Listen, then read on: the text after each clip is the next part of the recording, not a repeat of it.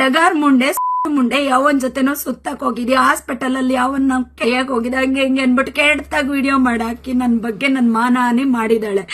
ಆಯ್ತಾ, ನಮ್ಮ ಕಷ್ಟ ನಮಗ್ ಮಾತ್ರ ಗೊತ್ತಿರತ್ತೆ, ಬೇರೆ ಯಾರಿಗೂ ಗೊತ್ತಿರಲ್ಲ. ಏನ್ರಿ ತಪ್ಪು ಮಾಡಿದ್ ನಾನು? ನಮ್ ಕರ್ನಾಟಕದ ಬಗ್ಗೆ ನ್ಯಾಯ ಕೇಳಕ್ ಹೋಗಿತ್ತಪ್ಪ. ನಮ್ ಕನ್ನಡದ ಹೆಣ್ಮಕ್ಳಿಗೆ ಹೆಲ್ಪ್ ಮಾಡ್ರಿ, ಯಾವಳೆ ಒಳಗೋ ಹೆಲ್ಪ್ ಮಾಡಕ್ ಹೋಗ್ತಿರಲ್ರಿ. ನನ್ನ ತಮ್ಮ ಅಡ್ಮಿಟ್ ಆಗಿದ್ದಾನೆ ಆಕ್ಸಿಡೆಂಟ್ ಆಗಿ. ಅವನ್ನ ನೋಡಕ್ಕೆ ಅಂತ ನಾನು ನನ್ನ ಅಕ್ಕ ಇಬ್ರು ಹೋಗ್ತಾ ಇದೀವಿ. ಗಾಡಿಯಲ್ಲಿ ಯಾವನ್ನ ಕೂರ್ಸ್ಕೊಂಡು ಹೋಗ್ತಿದೀಯೇ ಡಗಾರ್ ಮುಂಡೆ ಮುಂಡೆ ಅಂತ ಹೇಳಿ ನನ್ ಮಾನಹಾನಿ ಮಾಡಿದಾಳೆ ಆ ಸತ್ಯನಾಯ್ಡು. ಅವಳನ್ನ ನೀವು ಬದುಕಕ್ ಬಿಟ್ಟಿದ್ದೀರಾ. ಅವಳು ಸಾಯ್ತೀನಿ ಅಂತ ಎಲ್ಲಾರ್ಗು ಬ್ಲಾಕ್ ಮೇಲ್ ಮಾಡ್ತಿದ್ದಾಳೆ ಅಲ್ವಾ.